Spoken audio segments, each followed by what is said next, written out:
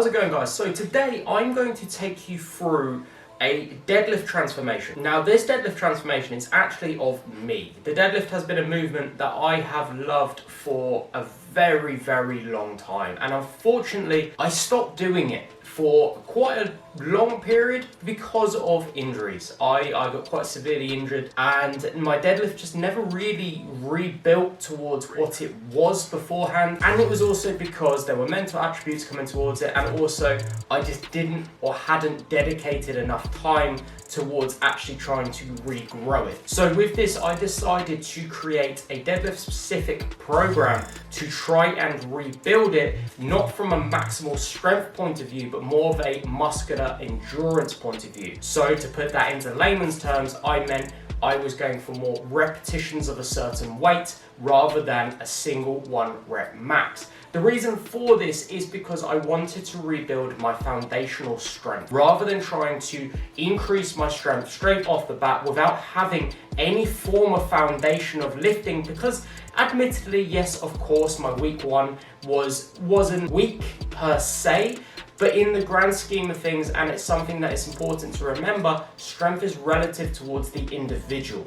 And my strength level at the start of this program was extremely weak for me. I'm really excited about doing this style of video, and I really do hope you enjoy it. So if you do enjoy this style of content, please like, subscribe and comment below. I would love to hear your guys' feedback and your thoughts towards this. But for now, let's get into my deadlift transformation and how I went from 145 kilo for 8 reps to 180 kilo for 6 reps in just 12 weeks. How's it going, guys? Before we get into this video, I thought I'd show you the structure towards my second deadlift day of the week. Unfortunately, I didn't film any of these sessions because at the time I just wasn't really interested in filming my training. I just wanted to train. My second session of the week was a combination of dynamic effort strength and speed strength work. So for the first couple of blocks, I was doing bog standard explosive strength based movement. I started off at 30% of 1 rep max against 25% band tension, going up by 5% each week for a 3-week block. The general rep structure towards this was 10 sets of 2 reps. Block 2 was just a standard increase in weight on week 1. So as you know, on block 1 week 1 I done 30% straight weight. On block 1 week 2 I done 35% straight weight. So it's just a bog standard 5% increase on each of those lifts. And then when I was getting towards actual test week, towards what I was aiming at, I went into speed strength work, which is a massive increase in straight weight, which went to 60% plus 25% band tension, and then increasing by 5% each week for another 3-week block with a deload week in between. So there are a number of points that we need to cover, especially when entering into a training program. The first one is patience is a virtue. You need to trust the program that you're doing, and you need to stick and abide by the program that you're doing. Obviously, there are things that could spring their head which cause some issues, thus in turn meaning you need a change. But in the grand scheme of things, I do firmly believe that people will jump from program to program way too often. Before they even see results of the initial program they were doing, they see something glamorous on the internet and they want to do it rather than doing the boring stuff. And this program is not amazing, great fun. It is ridiculously difficult, but the patience and the work has to be put in, because otherwise the foundations are not going to be built. And as I always say to all of my clients, you cannot build a skyscraper on weak foundations. Now, you will notice on the program that I've put up, on week 2, I reduced my rest periods, but didn't increase the weight lifted. That is still linear progression. That is still progressing. I noticed on my first week, my rest periods were way too long. It was taking me so long to recover from each set.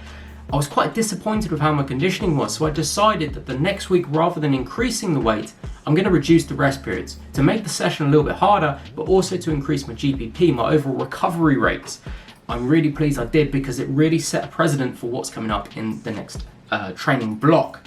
I am entering into the 3 reps. I'm just noticing onto the screen now. Block 2, as you've seen, was a lot of triples, a hell of a lot of triples, and then we finished that block on a relatively heavy single. I think it was an RP 8 or 9. I was really happy with that end number. I wasn't particularly happy with how I completed the rep, but considering I'd only been back deadlifting for 3 weeks, I really can't complain. But coming into this next block, I knew that I needed to put absolutely everything into this to make sure I actually hit the target number that I wanted to hit, which is of course 180 for 6 repetitions. With this, I decided to start training with a couple of my clients at a gym as well, and it goes a really long way to have people, like-minded people around you, and I do firmly believe that that push of having them there definitely helped, especially on the big sessions of 8 reps. This session of 180 by 3, it felt fantastic, and this was the point in which I started to think that the 180 for 6 was going to happen, because at one point I wasn't feeling confident. I really wasn't feeling confident. It just wasn't feeling fantastic. But during this block, I worked heavily on mindset, habits towards lifting, making sure that my routine of lifting is exactly the same every single time. And it really helped with aiming or striving towards that goal. I decided to finish off on a 4x8 on the final session of this block.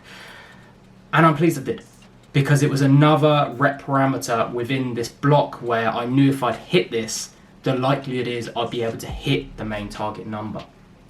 And this session went really well. It took me a long time to recover from these sets, to be honest. I think I've done 4 total sets, and it felt great. It felt really good. And coming into this final session of 180 for 6, I was nervous, and it was the first time I've been nervous towards lifting for a very long time. But when you've built towards something and you've got this end goal in your head, you put a lot of pressure on yourself. And I'm pleased I completed this lift where I did, because the bar quality was fantastic, the plate quality was fantastic. I had my other half with me, and I had a friend supporting as well, and it felt really good to set a goal and complete the goal within the set amount of time. Training isn't always fun. I said this at the start, it's not always fun. Actually, a lot of this training block wasn't really enjoying training per se, but I knew that the end goal was more important than the current part of my journey.